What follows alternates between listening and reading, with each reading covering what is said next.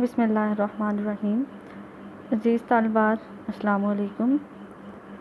اسلامیت اختیاری کی on line class میں آپ لوگوں کو خوش آمدید۔ حدیث نمبر 23 کا ترجمہ اور تشریح آج ہم پڑھیں گے۔ حدیث نمبر 23 کا متن اور ترجمہ ابھی میں آپ لوگوں کے سامنے پڑھوں گی۔ اعوذ باللہ من الشیطان الرجیم، بسم اللہ الرحمن الرحیم۔ عن ابی مالک الحارث ابن عاصم العشری رضی اللہ تعالی عنہ قال، ابو مالک حارث بن عاصم العشری رضی اللہ تعالی عنہ نے کہا، قال کہتے ہیں، رسول اللہ صلی اللہ علیہ وسلم نے فرمایا، الطہور پاکیزگی، شطر الایمانی نصف ایمان ہے، پاکیزگی نصف ایمان ہے، والحمدللہ اور الحمدللہ تملأ بھر دے گا المیزان میزان کو، وسبحان اللہ اور سبحان اللہ، والحمدللہ اور الحمدللہ تملأانی دونوں بھر دیں گے، او یا تملأ ان دونوں میں سے کوئی ایک بھی بھر دے گا، ما جو بینہ درمیان میں ہے، السماء آسمان کے، و اور الارض زمین کے، والصلاۃ اور نماز، نور نور ہے، والصدقۃ اور صدقہ، برہان دلیل ہے، والصبر اور صبر، ضیاء روشنی ہے، والقرآن اور قرآن، حجۃ حجت ہے، لکا تیرے لیے، او یا علیکا تجھ پر یا تیرے خلاف، کل الناس سب لوگ، یغدو صبح کرتے ہیں، فبائع پس سودا کرتے ہیں، نفسہ اپنی جان کا، فمعتقھا پس وہ اسے آزاد کرنے والا ہے، او یا موبقھا اسے ہلاک کرنے والا ہے۔ رواہ مسلم اس کو مسلم نے روایت کیا ہے۔ یعنی یہ جو حدیث ہے، زیر نظر حدیث جو ہے، یہ حدیث کی کتاب صحیح مسلم میں روایت کی گئی ہے، اور روایت اس کو کس نے کیا ہے؟ ابو مالک حارث بن عاصم العشری رضی اللہ تعالیٰ عنہ نے حضور صلی اللہ علیہ وسلم سے روایت کیا ہے۔ انہوں نے کہا کہ رسول صلی اللہ علیہ وسلم نے فرمایا، پاکیزگی نصف ایمان ہے، الحمدللہ کا کلمہ ترازو کو بھر دے گا، سبحان اللہ اور الحمدللہ یہ دونوں کلمے زمین اور آسمان کے درمیان خلا کو پر کرتے ہیں، نماز نور ہے، صدقہ دلیل ہے، اور صبر روشنی ہے، اور قرآن حجت ہے تیرے حق میں یا تیرے خلاف، حجت سے مراد دلیل۔ ہر شخص روزانہ اپنا سودا کرتا ہے، اور اس کے نتیجے میں یا تو وہ خود کو جہنم سے آزاد کرا لیتا ہے یا پھر خود کو تباہ کر بیٹھتا ہے۔ ابھی جس حدیث کا ہم نے ترجمہ پڑھا ہے، ہمیں معلوم ہوا ترجمے سے کہ اس حدیث میں حضور صلی اللہ علیہ وسلم نے چند اعمال حسنہ کے فضائل بیان کیے ہیں، یعنی چند نیکی کے اعمال جو ہیں ان کے فضائل بیان فرمائے ہیں آپ صلی اللہ علیہ وسلم نے۔ تو اب ہم باری باری ان میں سے ایک ایک کی اہمیت کو دیکھیں گے، اس کا تذکرہ کریں گے۔ سب سے پہلی جو عمل ہے، نیکی کا عمل آپ صلی اللہ علیہ وسلم نے بیان فرمایا، وہ ہے الطہور شطر الایمان، کہ پاکیزگی نصف ایمان ہے۔ پاکیزگی کو نصف ایمان کہا گیا ہے۔ نصف ایمان کہنے سے در حقیقت جو ہے پاکیزگی کی یا طہارت کی اہمیت واضح ہوتی ہے کہ ہماری شریعت میں، شریعت اسلامیہ میں طہارت اور پاکیزگی کی کیا اہمیت ہے۔ اس اہمیت کو ہم مختلف طریقوں سے جان سکتے ہیں۔ ہم دیکھتے ہیں کہ اللہ تعالیٰ نے ہمیں جن عبادات کا حکم دیا ہے، جو عبادات فرض کی ہیں، ان میں سب سے اہم نماز ہے، اور نماز کے لیے طہارت اور پاکیزگی کو شرط قرار دے دیا گیا ہے۔ جیسے کہ آپ صلی اللہ علیہ وسلم نے صحیح مسلم کی ہی ایک حدیث ہے جس میں آپ نے فرمایا ہے، لا تقبل صلاۃ بغیر طہور، کہ طہارت کے بغیر یعنی وضو کے بغیر نماز قبول نہیں ہوتی۔ اور پھر جو شخص سنت رسول کے مطابق صحیح وضو کر کے نماز ادا کرے تو اس کے سارے سابقہ گناہ جو ہیں وہ بخش دیے جاتے ہیں، اور یہ بھی ہمیں ایک حدیث سے ہی معلوم ہوتا ہے۔ آپ صلی اللہ علیہ وسلم کی ایک حدیث کا ہی مفہوم ہے اس طرح سے۔ اس حدیث کے علاوہ مختلف احادیث میں اور قرآن مجید کی مختلف آیات میں اللہ تعالیٰ نے طہارت اور پاکیزگی کی اہمیت بیان کی ہے۔ آپ صلی اللہ علیہ وسلم کو جب نبی کے طور پر مبعوث فرمایا گیا تو اللہ تعالیٰ نے ابتدائی طور پر جو صورتیں نازل ہوئی تھیں ان میں ہی آپ کو پاکیزگی کا حکم دے دیا گیا تھا۔ سورہ مدثر جو کہ آپ صلی اللہ علیہ وسلم کے بطور نبی مبعوث ہونے کے بالکل ہی ابتدائی دور میں نازل ہوئی تھی، اور اس میں آپ صلی اللہ علیہ وسلم کو جو حکم دیا گیا وہ طہارت کا حکم تھا۔ اللہ رب العزت نے سورہ مدثر میں فرمایا ہے وَثِيَابَكَ فَطَهِّرْ وَالرُّجْزَ فَاهْجُرْ، اپنے کپڑے صاف رکھیں اور نجاست سے دور رہیں۔ تو اس آیت مبارکہ سے بھی ہمیں صفائی کی اہمیت جو ہے اس کا اندازہ ہو جاتا ہے۔ اس کے علاوہ اللہ تعالیٰ نے پاک صاف رہنے والوں کے لیے اپنی محبت کا بھی اعلان کیا ہے۔ اللہ تعالیٰ نے سورہ بقرہ میں فرمایا ہے ان اللہ، بے شک اللہ، یحب، محبت کرتا ہے، التوابین، توبہ کرنے والوں سے، ویحب، اور محبت کرتا ہے، المتطہرین، پاک صاف رہنے والوں سے۔ تو طہارت اور پاکیزگی کی ہمارے دین میں جو اہمیت ہے وہ بالکل واضح اور صاف ہے، اور اس کی اہمیت سے انکار جو ہے وہ نہیں کیا جا سکتا۔ حدیث مبارکہ میں طہارت اور پاکیزگی کے بعد دوسرے جس عمل کا ذکر جو ہے وہ فرمایا گیا ہے وہ ہے ذکر الہی۔ ذکر الہی کی فضیلت بیان کرتے ہوئے آپ صلی اللہ علیہ وسلم نے فرمایا ہے الحمدللہ کا جو کلمہ ہے یہ ترازو کو، میزان کو بھر دے گا، یعنی اس میں اتنی نیکیاں آ جائیں گی کہ وہ ترازو بھر جائے گا، اس کا نیکیوں کے لحاظ سے اس کا اتنا زیادہ وزن ہے۔ اور اگر الحمدللہ کے ساتھ سبحان اللہ بھی کہہ دیا جائے، الحمدللہ اور سبحان اللہ یہ دونوں بھر دیں گے، یعنی ایک بھی بھر سکتا ہے اور دونوں بھی بھر دیں گے۔ زمین اور آسمان کے درمیان جس قدر بھی خلا ہے اس کو یہ دونوں کلمے جو ہیں وہ بھر دیں گے۔ تو اس سے ذکر الہی کی اہمیت اور فضیلت جو ہے وہ ظاہر ہوتی ہے۔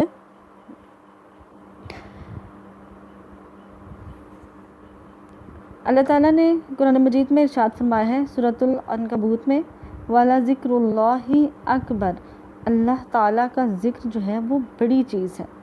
سورہ بقرہ میں اللہ تعالیٰ نے ارشاد فرمایا فَاذْكُرُونِي، تم میرا ذکر کرو، اذکرکم، میں تمہارا ذکر کروں گا۔ اس کے علاوہ ایک اور مقام پر اللہ تعالیٰ نے قرآن مجید میں ارشاد فرمایا ہے الا بذکر اللہ تطمئن القلوب، خبردار رہو کہ اللہ کے ذکر سے ہی دلوں کو سکون اور اطمینان نصیب ہوتا ہے۔ بہت سی اس کے علاوہ بھی بہت سی حدیث ہیں جس میں اللہ تعالیٰ نے اپنا ذکر کرنے اور اللہ کی یاد کو اپنانے والوں کی فضیلت بھی بیان فرمائی ہے۔ حدیث میں بھی آپ صلی اللہ علیہ وسلم نے فرمایا ہے جس کا مفہوم کچھ اس طرح سے ہے اللہ تعالیٰ کو یاد کرنے والے کی مثال زندہ جیسی ہے، اور اللہ تعالیٰ کو یاد نہ کرنے والے کی مثال مردہ جیسی ہے۔ یعنی جو اللہ کا ذکر کرتا ہے، اللہ کو یاد کرتا ہے، حقیقت میں وہی زندہ ہے، اور جو اس صفت سے عاری ہے، اللہ کے ذکر سے محروم ہیں، وہ لوگ جو ہیں وہ مردہ لوگوں جیسے ہیں۔ اور جس ذکر کی طرف اس حدیث میں اشارہ فرمایا گیا ہے وہ تو بہت ہی آسان ہے اور سادہ مختصر ذکر ہے، جس کو اگر ہم چاہیں تو اپنی زندگی میں ہر لمحہ اس کو اپنا سکتے ہیں۔ کوئی بھی کام کرتے ہوئے، اٹھتے ہوئے، بیٹھتے ہوئے، سفر میں، آتے ہوئے، جاتے ہوئے، راستے میں، گھر میں، اس ذکر سے ہم اپنی زبان کو تر رکھ سکتے ہیں۔ اب دیکھیں گے ذکر کے لحاظ سے یا کام کرنے کے لحاظ سے تو یہ کوئی کام نہیں ہے، معمولی سے الفاظ ہیں جن کو ادا کرنا ہے، لیکن ان کی فضیلت کتنی ہے کہ زمین اور آسمان کے درمیان جس قدر بھی خلا ہے، جتنی بھی وسعتیں ہیں، ان سب کو یہ دونوں کلمات جو ہیں وہ ہمارے اعمال سے، نیکیوں سے بھر دیں گے۔ تو ان کے اگر ہم اجر کو دیکھیں، ان اعمال کے رزلٹ کو دیکھیں کہ اس سے رزلٹ کیا نکلے گا، تو اس لحاظ سے یہ کام جو ہے وہ کرنا مشکل نہیں ہے۔ تو ہمیں اللہ تعالیٰ سے یہ دعا کرنی چاہیے اور کوشش بھی کرنی چاہیے کہ ہم ہر وقت فضول باتیں کرنے کے بجائے اپنی زبان کو اللہ کے زبان پر اللہ تعالیٰ کا ذکر جاری رکھنے کی کوشش کریں اور اس کی پریکٹس کریں۔ کچھ عرصہ ہم شعوری طور پر ایسا کریں گے، لیکن پھر آپ لوگ دیکھیں گے کہ ہم لاشعوری طور پر ہی ہماری زبان پر اللہ تعالیٰ کا ذکر جو ہے وہ جاری رہے گا، اور ہمیں پتہ بھی نہیں ہوگا، اور ہمارا ترازو جو ہے وہ نیکیوں سے دھڑا دھڑ بھرتا رہے گا۔ تو یہ ایک اللہ تعالیٰ کا انعام بھی ہے ہمارے اوپر۔ آپ صلی اللہ علیہ وسلم نے یہ عمل ہمیں بتایا بھی ہے کہ رات کو جب ہم بستر پر جائیں تو 33 بار سبحان اللہ، 33 بار الحمدللہ اور 34 بار اللہ اکبر کہیں۔ تو سونے سے پہلے اگر ہم یہ عمل کریں گے تو اس پہ کچھ زیادہ ہمارا ٹائم نہیں لگے گا، لیکن ایک تو ہم سنت کو پورے کرنے والے بنیں گے، اس کا ثواب الگ سے ہے، اور پھر ان کلمات کو ادا کرنے کا جو ثواب ہے وہ الگ سے ہے۔ آگے دیکھتے ہیں۔ اس کے بعد اللہ تعالیٰ نے ذکر فرمایا ہے، حضرت محمد صلی اللہ علیہ وسلم نے اس حدیث میں ذکر فرمایا ہے نماز کا، وَالصَّلَاةُ نُورٌ، اور نماز روشنی ہے۔ اب بطور مسلم یا مسلمان ہونے کی حیثیت سے نماز کی جو اہمیت ہے وہ ہم لوگوں سے ڈھکی چھپی تو نہیں ہے۔ قرآن مجید میں مختلف مقامات پر نماز کا ذکر آیا ہے۔ قرآن مجید کے علاوہ حضور صلی اللہ علیہ وسلم کی بہت سی حدیث ہیں، مختصر اور سادہ سی حدیث، جن میں سے بہت سی حدیث آپ کو بھی آتی ہوں گی جو نماز کے فوائد اور نماز کے فضائل سے متعلق ہیں۔ نماز دین کا رکن ہے، دوسرا رکن ہے ہمارے دین اسلام کا، یعنی کہ ستون ہے دین کا، اور جتنی بھی بدنی عبادات ہیں ان میں سے سب سے زیادہ اہمیت جو ہے وہ نماز کو حاصل ہے۔ اللہ تعالیٰ نے قرآن مجید میں نماز قائم کرنے کا ہمیں حکم دیا ہے۔ قرآن مجید کی جو دوسری صورت ہے سورۃ البقرہ، اس میں اللہ تعالیٰ کا فرمان ہے وَأَقِیمُوا الصَّلَاةَ وَآتُوا الزَّکَاةَ، اور نماز قائم کرو اور زکوٰۃ ادا کرو، وَارْکَعُوا، اور رکوع کرو، مع الراکعین، رکوع کرنے والوں کے ساتھ۔ قرآن مجید میں ایک اور مقام پر اللہ تعالیٰ نے ارشاد فرمایا ہے ان الصلاۃ، بے شک نماز، تنہا، منع کرتی ہے، روکتی ہے، عن الفحشاء، بے حیائی سے، والمنکری، اور برائی سے۔ بے شک نماز بے حیائی اور برائی سے روکتی ہے۔ آپ صلی اللہ علیہ وسلم نے نماز کی اہمیت میں بہت سی احادیث جو ہیں وہ ہمارے لیے چھوڑی ہیں۔ آپ صلی اللہ علیہ وسلم کی ایک حدیث کا مفہوم کچھ اس طرح سے ہے، جو شخص نماز کی محافظت کرے تو یہ اس کے لیے نور، ایمان کی دلیل اور قیامت کے دن نجات کا ذریعہ ہوگی، اور جو نماز کی حفاظت نہ کرے تو یہ اس کے لیے نور ثابت نہیں ہوگی۔ تو اللہ تعالیٰ آپ کو اور ہمیں 5 وقت کا جو نماز ہے اللہ تعالیٰ نے ہمارے اوپر فرض قرار دی ہے، اس کا پابند بنائے، اور آپ لوگوں نے ان احادیث کو یاد کر کے ان کا ترجمہ اور تشریح جو ہے وہ رٹ لینے سے زیادہ ان پر عمل کرنے کی کوشش کرنی ہے کہ یہ جو چھوٹی چھوٹی دین کی باتیں ہمیں سمجھائی جاتی ہیں نا مختصر انداز میں، اصل میں یہی ہماری نجات کا ذریعہ ہے، یہی ہماری کامیابی ہے۔ صرف یہ نہیں کہ آپ نے یہاں سے یاد کر لیا نماز کے بارے میں، آپ نے ترجمہ اچھے سے یاد کر لیا یا آپ نے تشریح یاد کر لی تو آپ پرسکون ہو گئے کہ آپ نے اپنا فرض ادا کر لیا۔ نہیں، ایک چیز جب آپ جان لیتے ہیں نا، آپ کے علم میں آ جاتا ہے کہ یہ چیز آپ پر فرض ہے، اس پر عمل کرنا آپ کے لیے ضروری ہے، اس کے بعد اگر آپ اس کے اوپر عمل نہیں کرتے یا اس کو چھوڑتے ہیں تو پھر آپ گنہگار ہوتے ہیں۔ اور نماز آپ لوگوں پہ فرض ہے، سب پہ فرض ہے۔ نماز کی پابندی کی کوشش جو ہے وہ دل اور جان سے اور اپنے شوق سے آپ لوگوں نے کرنی ہے۔ نماز کے بعد اس حدیث میں ذکر ہوا ہے صدقے کے بارے میں، وَالصَّدَقَةُ بُرْہَانٌ، اور صدقہ جو ہے وہ دلیل ہے۔ اسلام میں صدقے کی بھی بڑی اہمیت ہے۔ اللہ تعالیٰ نے قرآن مجید میں فرمایا ہے، ترجمہ کچھ اس طرح سے ہے، آپ صلی اللہ علیہ وسلم سے فرمایا گیا ہے آپ ان سے ان کے مالوں میں سے صدقہ لے کر انہیں پاک اور صاف کریں۔ تو اس سے پتہ چلتا ہے کہ صدقہ جو ہے وہ انسان کو پاک اور صاف کرتا ہے۔ پاک اور صاف کس چیز سے کرتا ہے؟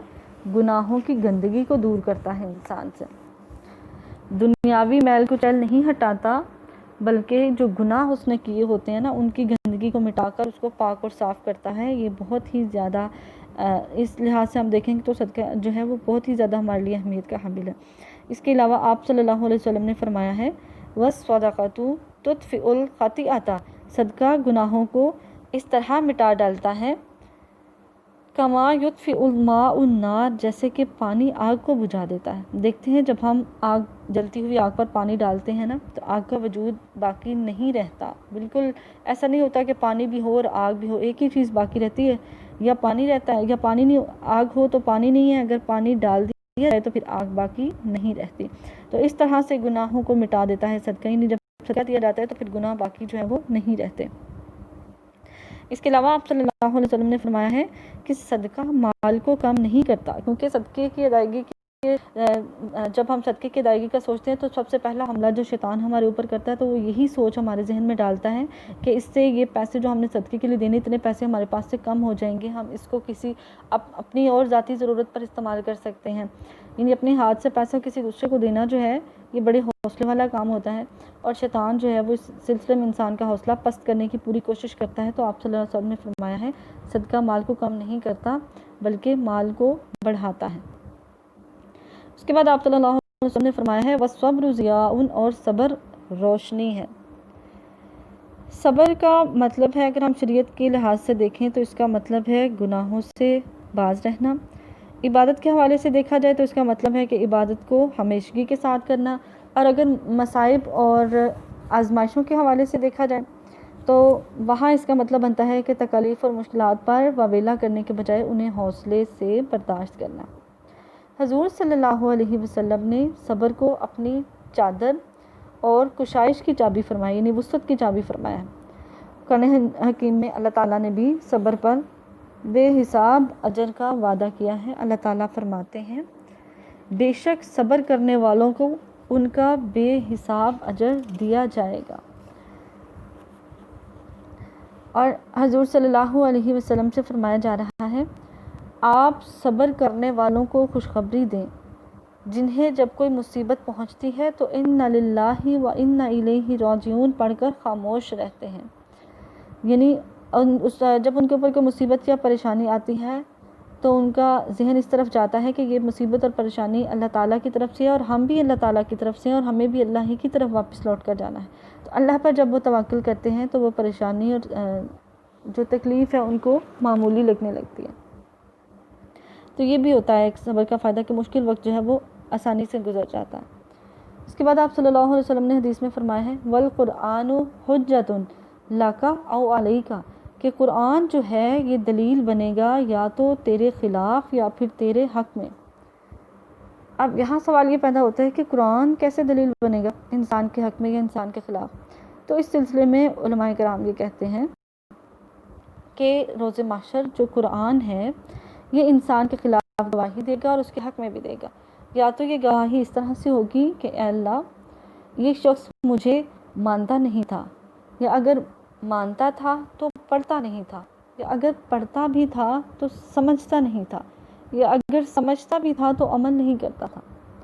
یہ تو ہو گئی انسان کے خلاف گواہی۔ اب انسان کے حق میں قرآن کس طرح سے گواہی دے گا کہ اے اللہ یہ تیرا بندہ مجھے مانتا بھی تھا، مجھے پڑھتا بھی تھا، مجھے سمجھتا بھی تھا، اور میری تعلیمات پر عمل بھی کرتا تھا اور میرا ادب بھی کرتا تھا، اے اللہ تو اس کے حق میں میری سفارش قبول فرما۔ اور اللہ تعالیٰ جو ہیں وہ اس انسان کے حق میں قرآن کی سفارش قبول فرمائیں گے۔ تو یہ ہے قرآن کی حجت یا قرآن کا دلیل ہونا کہ قرآن جو ہے وہ روز محشر انسانوں کے خلاف یا ان کے حق میں گواہی دے گا۔ تو آپ لوگ باقاعدگی کے ساتھ قرآن مجید کی تلاوت جو ہے اس کو اپنا معمول بنائیں۔ قرآن مجید کی جو تلاوت ہے وہ ہمارے لیے بہت ہی ضروری ہے۔ اللہ تعالیٰ نے نیکیاں رکھی ہیں، ثواب رکھا ہے، اس کو پڑھنے پر بھی سمجھنا اور عمل کرنا وہ بعد کی سٹیجز ہیں۔ پہلی سٹیج پر پہنچیں گے تو دوسری سٹیجز کی بھی باری آئے گی نا۔ تو آپ لوگ کوشش کیا کریں کہ ترجمے کے ساتھ سمجھ کر قرآن مجید کو پڑھنے کی کوشش کریں، اور اگر کوئی آیت ذہن میں رہ جائے تو اس کو اپنی عملی زندگی میں بھی اپنانے کی کوشش کیا کریں۔ اس کے بعد آپ صلی اللہ علیہ وسلم نے فرمایا ہے کل الناس یغدو فبائع نفسہ فموتکھا او موبکھا، کہ ہر شخص جو ہے وہ محنت اور کوشش کر رہا ہے، اپنے نفس کا سودا کر رہا ہے، کوئی نیکی کر کے اپنے نفس کو آزاد کرا لیتا ہے، کوئی گناہ کر کے اس کو ہلاک کرا دیتا ہے۔ فرمایا کہ جان کا سودا کرتا ہے ہر شخص، ہر روز اپنی جان کا سودا کرتا ہے. تو سودے سے کیا مراد ہے؟ یعنی یا تو اس دن وہ جب صبح ہوئی ہے تو جو دن نمودار ہوا ہے اس دن یا تو وہ نیکیاں کرتا ہے، اپنی جان کے لیے نجات کا سبب بن جاتا ہے، یا پھر وہ ایسے گناہ کرتا ہے کہ اپنی روح کو اور اپنے جسم کو ہلاک کرنے کا سبب بن جاتا ہے. جیسے کہ ہمیں پتہ ہے کہ یہ دنیا دارالامتحان ہے، ہر دن امتحان کا دن ہوتا ہے، ہر دن انسان کے لیے آزمائشیں اللہ تعالیٰ کی طرف سے لے کر آتا ہے، اور ان آزمائشوں میں بھی پتہ چلتا ہے، ایسے مواقع ایسے حالات ہوتے ہیں جن میں پھر اللہ تعالیٰ ہمیں جج کرتے ہیں کہ ہم نے اللہ تعالیٰ کے احکامات پر عمل کیا یا ان سے منہ پھیرا. تو اس لحاظ سے پھر یا تو ہم اللہ تعالیٰ کے فیورٹ بن جاتے ہیں یا پھر ہمیں اپنی بدعمالیوں کے ذریعے اللہ تعالیٰ کی پکڑ کا مستحق ہونا پڑتا ہے. تو اللہ تعالیٰ ہمیں اس سودے میں کامیاب کرے اور ہم نجات پانے والوں میں سے ہو جائیں، نہ کہ اللہ کی پکڑ کا شکار ہو جائیں. جزاک اللہ.